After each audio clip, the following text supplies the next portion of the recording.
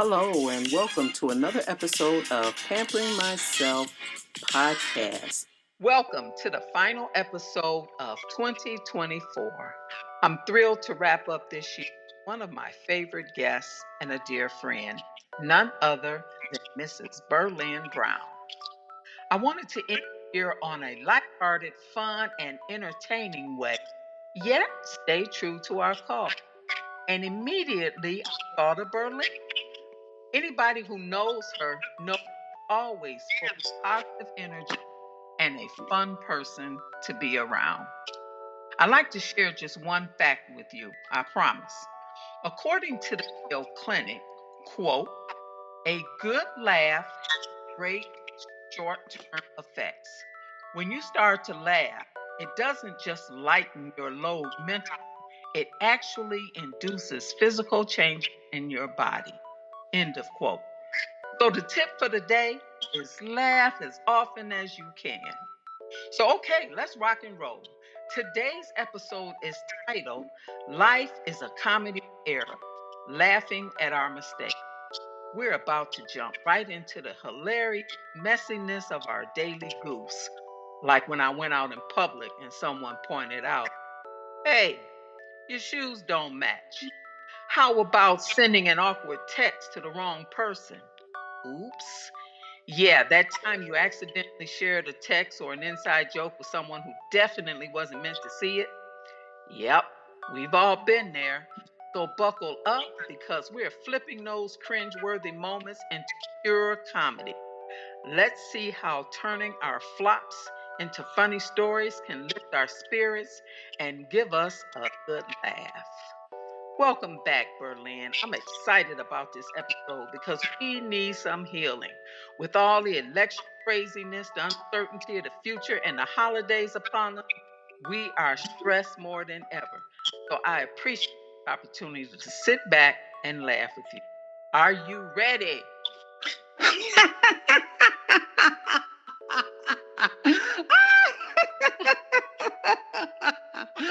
Well, I try to stay ready. And living this life, you can't do nothing but make errors every day, Pam. That's right. But I am excited about being on the program, and I think this is an easy topic people can relate to all over. Yes, ma'am, they certainly can because I think we make at least one blunder a day, intentionally or unintentionally. Would you agree? Oh, I truly agree. And it's not more just one, it's more three or four or five unintentionally made. All right. Well, as a storyteller, we both know that life is filled with those awkward moments that make the best stories. Some start out funny, and some of them just happen to be that way. Over the years, you and I have shared some doozy. Now, you recently shared a story with me that is now I call a birth classic in hindsight. But before you share that story with our audience today, set the stage, pardon the pun, by telling us a little bit about what Berlin likes to do for fun. You, listen, life is a great opportunity.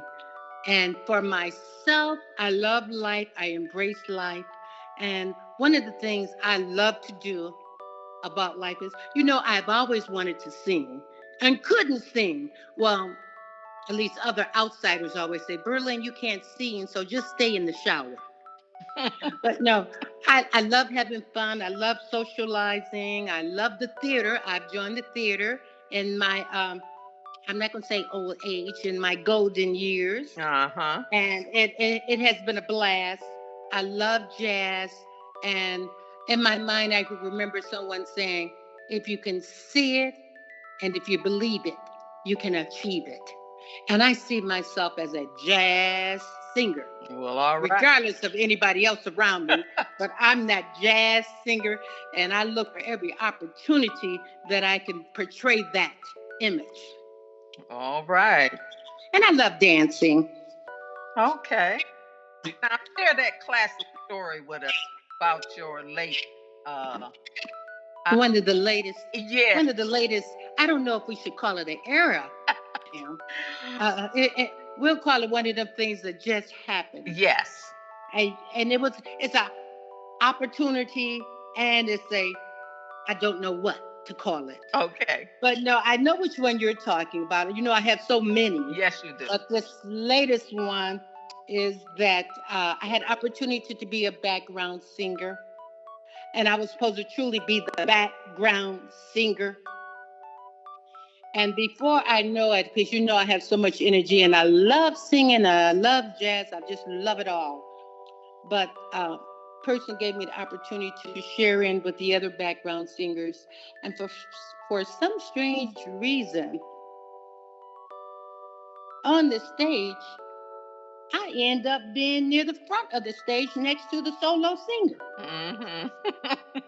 And I looked around, I could see, and you know that evidently there was a mix up in the mics. They gave me the solo singer mic and gave the solo singer the background mic. Oh, no. And it was too late. Once the show started, there was nothing to do. So I tried to back up, but all the energy, just the music and the band was on point. It just took over because I got in the zone.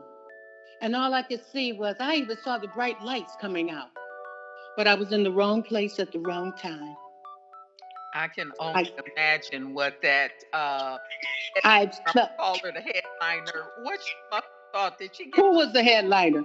I was so hurt because you know I wasn't trying to upstage anybody. Right. I was just singing.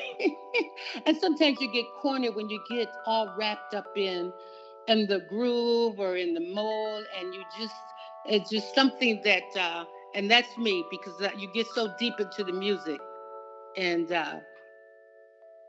you get to singing. Yeah. And the stage, you know, nowadays stages are small, so you don't know where you are on stage, right, with the band and everything else. But that was it wasn't necessarily an embarrassing moment. It was a moment whereas I felt somewhat bad because I wouldn't call it upstage. Other people might have called it upstage, but I would just say Berlin being Berlin. Yeah, yeah. So how did the audience receive it? It was funny to them. So overall, the producer, I would say the producer got what he wanted from the audience to enjoy what they came to see. That's right. And I think we made that happen. And we're all a team. When you're performing, acting, you're all a team, and your whole goal is to make your patrons get their money's worth and enjoy the show. Yes. Now, did the lady who was supposed to be the what do you call her? She was the point person. Was she offended or was she okay with it? I believe nobody called me back, Pam. I ain't heard a word. Ain't nobody called me. I did feel bad, but I can't. I didn't want to stay down there feeling bad. Right. So you in life you just say, okay, I've learned from this. Absolutely. I'm going to have to move on, and I can't stop dreaming of what I want to do because I made a blooper out of something. Yes. And sometimes you either going to let it pull you down or you're going to say, okay, that really was not in my heart. Right. You didn't intend And it. yes, but I got to move on. So I've learned, and hopefully I'll keep on working on my skills in the music world and keep it going. Mm-hmm. I think you kind of answered my next question. One of the amazing things as a storyteller is how we can find humor in these little mishaps. It's like turning a potential disaster or an oops moment into a hilarious tale that resonates with people. Because just listening to you now, I remember when we did and you was part of that as well, when we did the Tina Turner presentation. Look, if Pam, if you put that tape out today, That's a laugh in itself. Every time And but it, and it didn't come all the way out the way we wanted to do. it did. But I think one of the key things, we were having fun. That We was were laughing at ourselves on stage, but we didn't stop. right. Absolutely. And that's a good example. And when you look around at the audience and the people, they were cracking up. Yes. And if I can look at that video today, and you should put it up on YouTube and share that video so they can feel how we felt and what we were doing being Tina Turner. Yes, I can. And we were not young folks either. Nope. It was. Yeah. So I'm curious. Other than telling stories, what other resources do you use to turn your, let's say, your bloopers, your blunders, into something that we can laugh about? I know you talked about acting or drama. So, have you been participating in any of those comedy things or stories on stage? Yes. Yes, I have. And one thing I think that keeps you going and keep you young, one of the deepest laughs are the ones when you laugh about yourself. Right. You do something. So that is the most, and you talk about laughing gets into your soul and to your physical body. When you do something and you laugh at yourself, kind of feel that laugh and how you feel. It just makes you, it goes all the way to your brain to make you smile and laugh. And I think that if we stop taking ourselves so seriously in life, and that is just, oh, the end of the world when we do something, make a mistake, I think we'll be better off. And I always look at, when we do wrong, we look at God, how he forgives us. Right. He forgives us and he gives us the next second to correct the issue and to do better. Right. But we're going to always, it's how we deal with life, how we move through life. And one of the things that I feel that people should do is that when we encounter situations or embarrassing moments, we have to let it go. Let it go, laugh about it, but keeping in mind and reality is you're going to do better. You won't come down this road again. Right. But you made it through. And you need to save your energy to empower yourself and get your power back and knowing that it's okay and let it go. And I think you're ahead of me on these questions. My next question is going to ask that very question. When we know life is full of ups and downs, and we all face these setbacks that are tough to navigate, what do you suggest? In your opinion, how can humor help you as a storyteller? Now, I want you to give me your perspective from a storyteller first, bounce back from these setbacks, and then share your opinion as a listener, because I believe there's a benefit to both when you're the person telling the story on stage or when you're the person sitting in the audience. How can they help build resilience? Well, in tragedy, you can find comedy or you can find humor that sometimes you need to find humor in things that happen that are horrific in order for you to move on. Not that you're going to embrace it totally, but look at some of the advantages and disadvantages, or how you can see it as a stepping stone. True. Not just something. And I look at when you come, because all the tragedy, if you stop and wait a minute, it's like this too will pass. You are going to get past this and move on to something else. But if you can look at it and say, acknowledge what is happening, come up with the solution, implement it, and take action and move through it. You got to keep it moving, and you got to keep your strength, not to let situations just bog you down, that you freeze up and it goes into a negativity inside your soul. You don't want that to happen. You want to deal with it. Well, first of all, accept what has happened and then come up and give your energy towards moving out of the situation. I would say, if you don't like this chapter in your life, hurry up and write the next chapter to get that started. Yes, I would add to it that I think from both perspectives, they're therapeutic. Because as a storyteller, when we take these, we'll call them bloops and blunders, and we're constantly thinking about them as a storyteller and how to turn them around. And we take a negative and create a positive.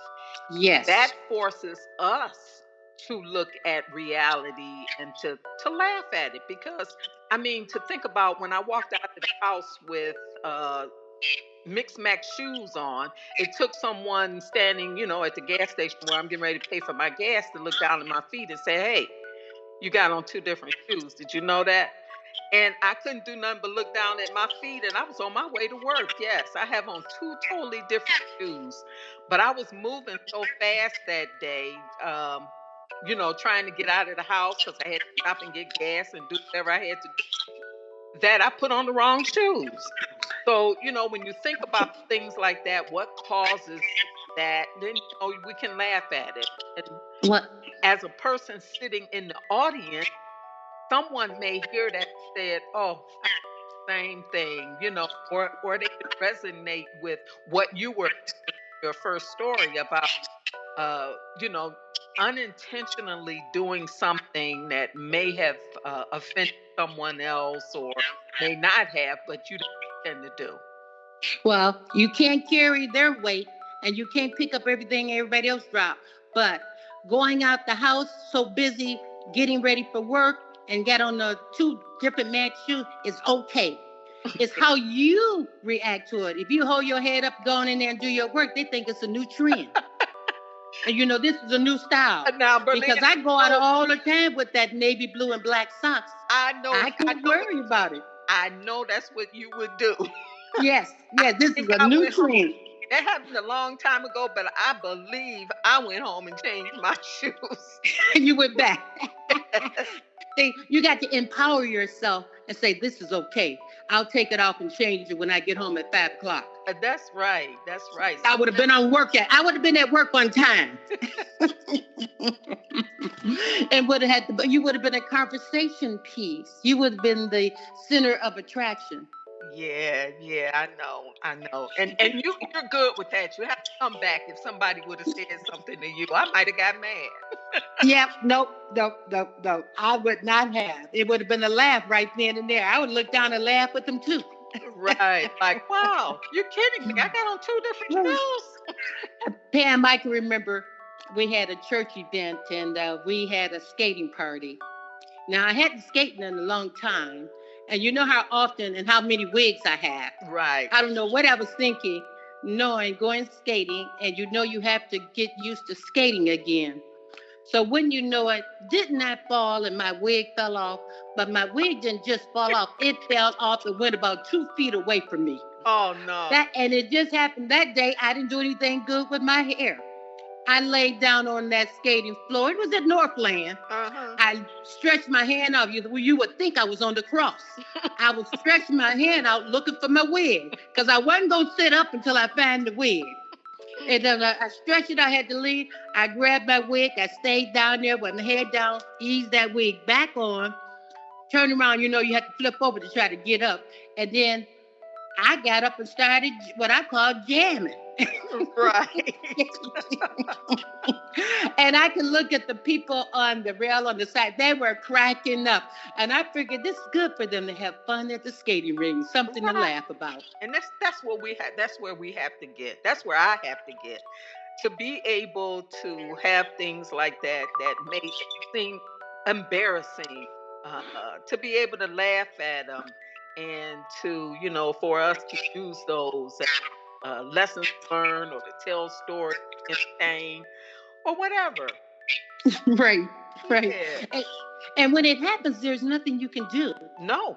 Once it happened, there's nothing you can do.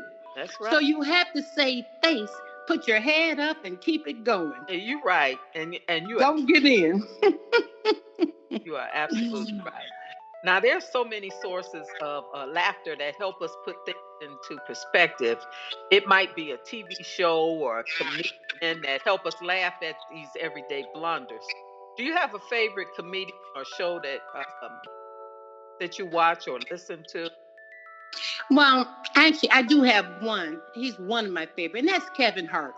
Uh, And then Richard Pryor. Remember Richard Pryor? yes, Yeah, he talked about life and everything. He said, I always Richard Pryor was my favorite. I could listen to him, and I need to pull it out again, get the album. But today, I enjoyed Kevin Hart because whatever he do was funny. uh huh. Now, some of the ones, now personally, now want me to share? I don't tend to like all the vulgarness. I like Me the either. everyday comedians. Right. That vulgarness and talking about private parts and different, to me, I don't find that funny. I don't. I like life stories, things that happen that people recover and laugh about. Yes. And what was the comedian's name? Sinbad. That's what I Sinbad, he's like good. about Sinbad because he told life stories. Yes, and they were clean. Mm-hmm. You can tell stories. You may say a little bit of Right. words like I know you. I mean, if you complete the shit or hey or something in the talk, but all the other vulgarness, I think they need to stay in their own home, in their own bedroom, and talk about it. Right. That's why I stopped listening to some of those. I won't mention the names, the comedians that were well known comedians because they started using all that vulgar language.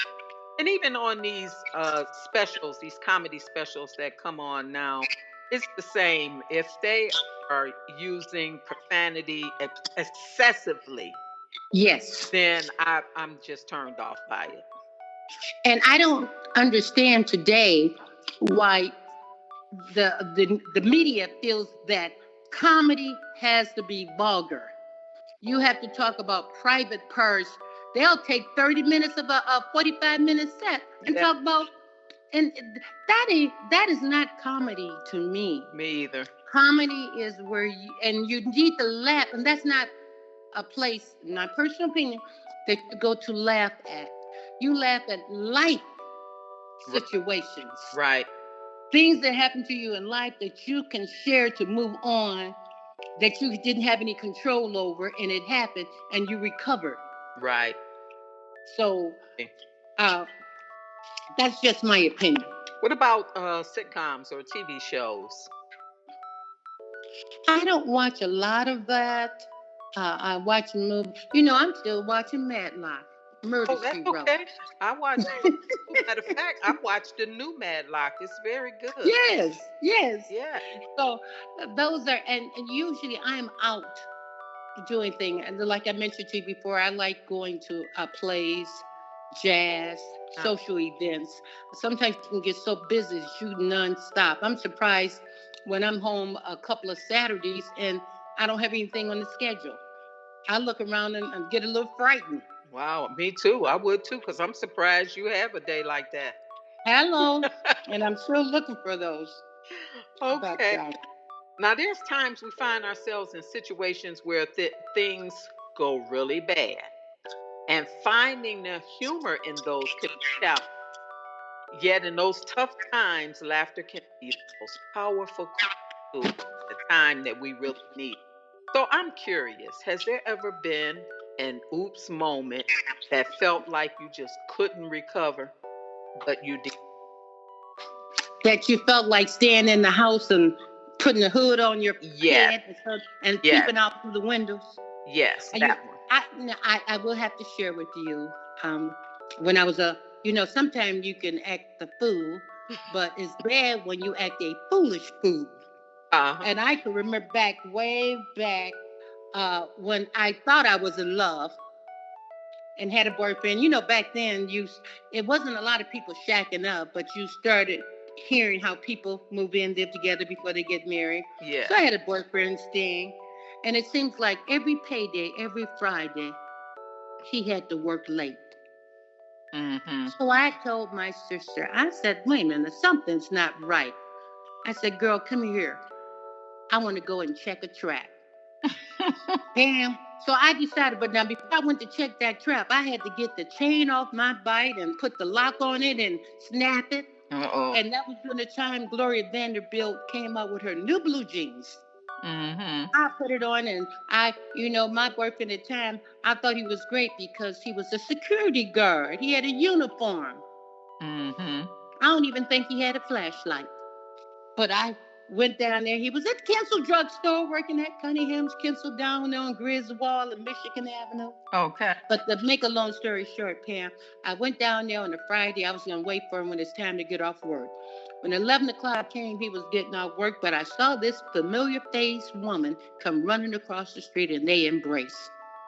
What they do that for? I jumped out the car. You thought I was Annie Oakley. I got the swing. I watched too much TV. I got the swinging my chain around and running across Michigan Avenue, dodging cars. Make a long story, I went to confront them. Somebody must have called the police. The police arrived so fast, got out the car, and the most embarrassing moment is the police officer was my ex-boyfriend who took me to the prom. Oh, and no. He was now a real police officer with a real gun. And he told his partner, man, put him in the car and I'll take care of her. I was so embarrassed. And he just called a couple of days before to take me out to dinner. And I'm down there with a security guard fool, sneaking out on me. And so that was the most embarrassing thing to get over from the police officer and him seeing me act a fool. That I had a hard time. I had to live that down and put my head down. And I did beat myself up a little bit. But I sure got rid of that person. Now, we tell stories all the time as storytellers. So do you find that these stories, even though they might be embarrassing, that you can still tell them? Yeah. I think it's good. I think for the younger people coming up, we should share stories. Share stories and how we recover and how we can see, because we have a different insight. Yeah, that's after it's over with. We have a totally different insight, and you can say, okay, don't need to act a fool anymore. That's right. And I could have been in some big trouble. Nowadays, right. You usually when domestic violence and stuff happens, it's always a man. But nowadays, if a woman hits a man or whatever he calls, she has to face the same issues in court that a man has to. So I tell women, you can't go hitting a man like we used to do, hit him upside the head and hurt him. That's right. So just for our audience, so they know when we tell these stories, they're always summed up with a message, with a positive message that either goes one way or another. Like you were saying, that chain that you had could have hurt someone. Yes. And violence. So those are things that you learn. And even though we laugh at them, and they are things that it could have been dangerous. Yeah, it could have been dangerous. We flip it around in a positive way. And so that's really what we try to do when we share these stories. And a life lesson, like you say, for the younger people. Yeah, don't do that. If you feel that he's acting around, now you can drive up, but you didn't have to get out. You just want to know what's going on and see for your own eyes. Mm-hmm. And then you know how to act accordingly. You can throw his clothes out the window. Yes, because I think some of these people look at some of these movies and do some things that are wrong. They may not end the way we want them to end. Oh no! But my husband and I have been married for 41 years. Uh-huh. And we went through that marriage bliss, that sickness and health, richer or poor. Yeah. But I tell people now we in till death do us part. Somebody ain't getting out alive. Right. And then I have to watch him. Every time I turn around, he bringing home some antifreeze. Why do we need all this antifreeze? He watched too much Forensic File. Right. So embrace humor. It's like giving our brains a little upgrade that invites billions to the party. It helps us bounce back stronger like rubber bands. Plus, Yes. humor jazzes up our stories, turning them into tales of woe is me, or turning from the tales of woe is me, into epic sagas, which we fill with laughter and entertainment and education, and we try to have fun. You agree? I truly agree. And I tell anybody, laughter is the best medicine. That's right. Don't take things so tightly because it just tightens up your nerves and it causes you to do things you really don't want to do. So take it lightly and keep laugh yourself right out of the situation into another one. That's right. Because I mean, And it's you can make one little mistake that'll change you for the rest of your life, and then not for the good. So when something harmful is coming your way, or an incident like your last story, relationships and things, we're going the holiday season, and it, you know, anything. This is the time of year most things craziness happen. yes, you are so right. And we really have to get ourselves busy, see what's out there, the movies, the plays. Give yourself the opportunity to get out and embrace life, Right. enjoy, and be a little more humble to life itself and the children. And it's always good to and Christmas is good as far as giving or just being and partaking of some of the festivities that are going on. Nobody has to be home in the house alone. Right. They have to plan because there's still a lot of things going on and happening around. Or even the New Year's, as we move forward into a brand new year. We need to always be mindful of things and continuously improving. Yes, and as we become friends and people are friends and social, and we have to also learn how to be a friend. Yes. If you don't have any friends, be open and be positive. I always say, you look out for NIOPs, and NIOPs are negative influence of other people. Don't pick up any negative energy. Keep yourself laughing, keep yourself alive, pinch yourself so you'll know that you're alive. Right. And be open to change, be open to new things in life that are good. I have to do that on social media because as I'm scrolling through social media, a lot of people just say a lot of things that sometimes I want to respond to. And the best thing to do is not respond, especially if it's something negative, because it Yes. only feeds into more. Can't force anybody to change their mindset if that's how they feel, and it'll only create a back and forth in a worse situation. So I have typed out something and thought about it as I was typing and just erased it, just backed out. Yes. Because It's I not worth it. protect my peace. Mm-hmm. Life is too short, and you don't need to pick up any negative energy along the way. You're going to get some, it's going to come your way, but you don't have to be a part of it. Right. And the best thing to do is to shut down and look. If somebody's negative, leave them out there by themselves. Look at them and keep it moving. Don't stay in their space over 10 minutes. Right. Okay, well, in conclusion, life really is a comedy of errors where the punchlines come at the most unexpected moments and the bloopers are a part of the script. So let's embrace the mishaps, laugh at our own blunders, and remember that every stumble is just another scene in the unique, hilarious story. After all, if we can't find the humor in our chaos, we might just end up with a drama. And who wants that? So go ahead, laughing, keep living, and let the good times roll. So, Miss, any final comments, thoughts you have for our listening? I just want to laugh it off and tell them, keep on living. Friday. I want to thank you, and I want to thank the listening audience for such an incredible past year. I'm excited about what's to come. Wait to share more amazing moments with you in 2025. Here's to another year of great conversations and connections. Wishing you and yours a new year. May the new year bring you joy, laughter, and countless adventures.